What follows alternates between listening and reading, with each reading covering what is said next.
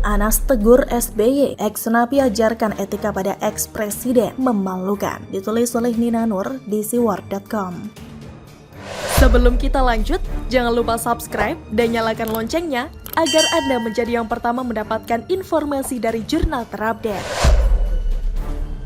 Saya awali tulisan ini dengan mengutip pernyataan seorang netizen.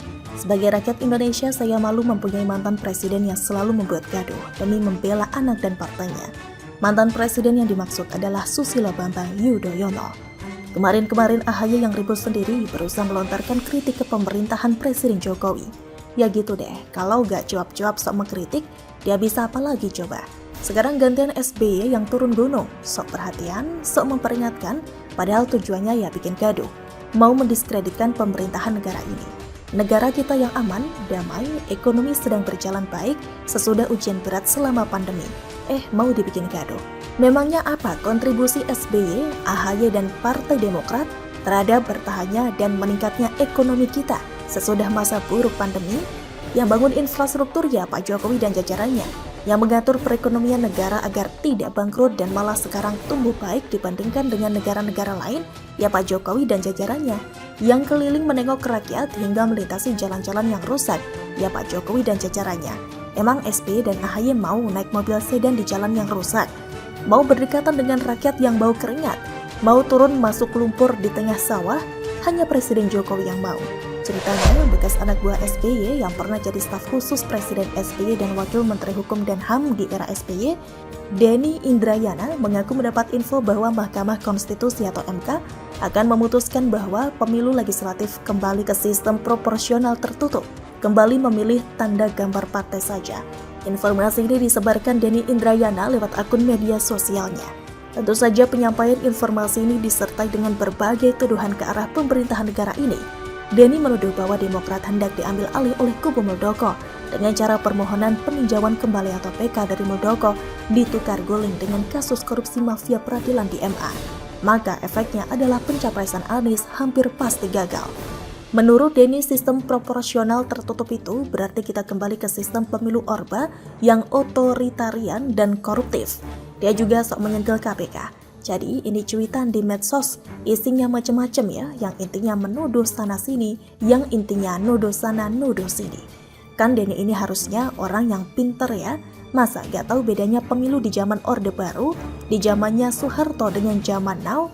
Dulu itu pemilu isinya cuma 3 partai dan selalu dimenangkan oleh Golkar. Golkar versi lama ya. Dulu militer atau ABRI punya fraksi sendiri di parlemen. Sekarang kan partainya banyak, fraksi banyak. Rakyat bebas berpendapat dan Bawaslu yang siap memproses pelanggaran pemilu. Otoritarian dari Hong Kong. Lagian sistem apapun kan masih demokratis sifatnya. Tugas partai dong untuk menentukan orang-orang terbaik jadi wakil rakyat. Emangnya semua partai kayak Demokrat yang menjadikan mantan napi koruptif, yang menjadikan mantan napi korupsi jadi petinggi partai? Melihat celah yang dilakukan oleh Denny Indrayana, SBY pun langsung nyamber. Entah memang mau cari panggung, mau caper atau cari perhatian, atau masih mau mengalihkan isu mega korupsi 8 triliun ya.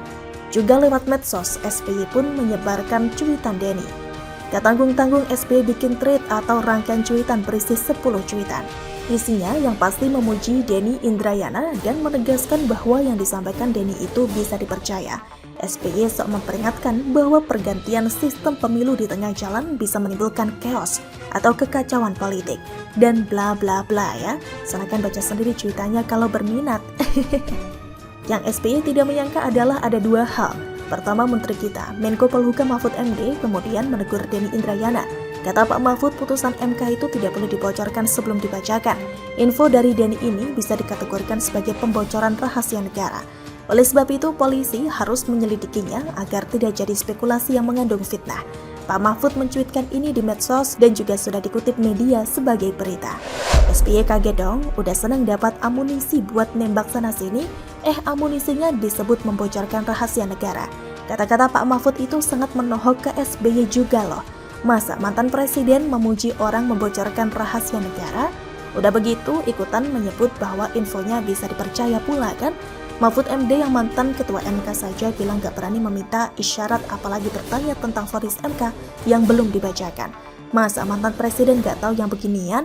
Nah, yang kedua, hal yang tidak disangka oleh SBY adalah bahwa Anas Urbaningrum, mantan Ketua Umum Demokrat yang dulu digantikan oleh SBY, yang juga mantan napi korupsi yang baru dibebaskan, dengan belak-belakan menegur SBY. Di depan publik di medsos, seorang mantan napi menegur seorang mantan presiden, malunya dari Sabang sampai Merauke itu. Tegurannya Anas terhadap SBY itu gak dibuat-buat, bukan hoaks. Sebuah teguran yang sangat menohok bagi seorang yang ngakunya adalah negarawan. Apa kata Anas? Anas memperingatkan agar lebih baik SBY menunggu bunyi persisnya putusan MK secara lengkap. Anas juga mengingatkan bahwa pada tahun 2008 juga ada perubahan sistem pemilu untuk pemilu 2009. Pemilu 2009 berjalan lancar kok, gak ada chaos atau kekacauan politik. Jadi Anas menegur SBY lagi agar tidak bicara soal chaos atau kekacauan. Karena Anas tidak elok bikin kecemasan dan kegaduhan. Teguran Anas yang sangat menohok kepada SBY ini sudah jadi berita media loh. Judulnya pun sangat memalukan buat SBY. Ini salah satunya ya di media online republika.co.id. Malu gak sih? Di depan publik ditegur, diperingatkan, diajarin sama mantan narapidana untuk menjadi mantan presiden yang baik dan benar.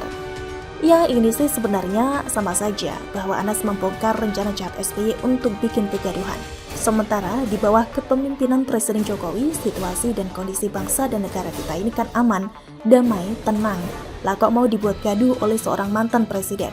Rakyat udah cerdas ya Pak? Lihat saja komentar para netizen menanggapi rangkaian cuitan SBY itu. Memangnya semua mendukung dan memuji-muji SBY, yang ada malah diingatkan lagi soal korupsi hambalang. Begitulah yang mangkrak-mangkrak, kura-kura memang juara. Bagaimana menurut Anda? Denny bocorkan putusan MK yang belum ketok palu, Mahfud MD geram, ditulis oleh Ertuni di siwar.com.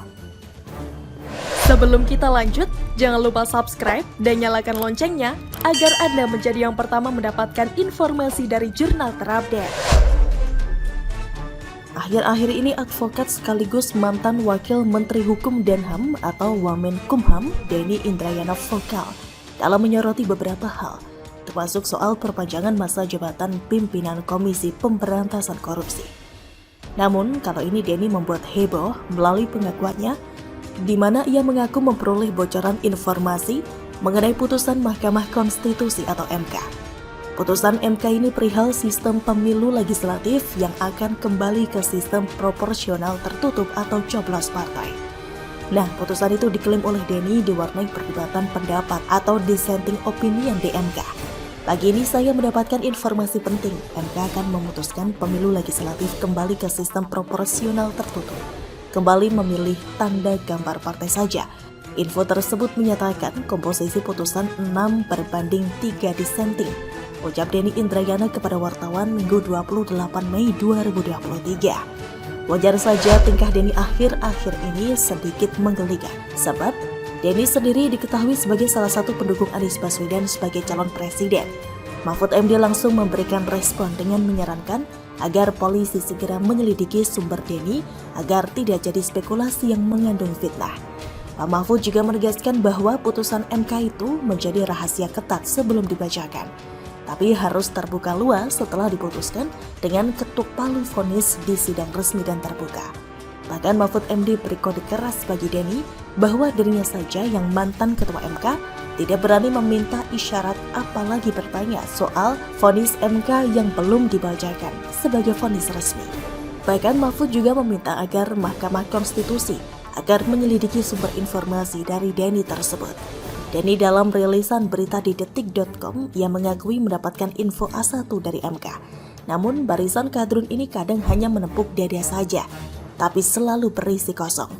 Bukankah kemarin sebelum penetapan Joni sebagai tersangka kasus korupsi BTS, sudah ada sinyal alias info A1 yang diperoleh Surya Paloh dari MA. Nyatanya justru Joni diamankan. Kubu sebelah memang begitu, suka bikin heboh yang nyaring bunyinya tapi kosong isinya. Emang yang nyaring itu selalu kosong. Kembali ke sumber persoalan, putusan MK yang bocor sebelum dibacakan adalah presiden buruk dan perlu ditindaklanjuti.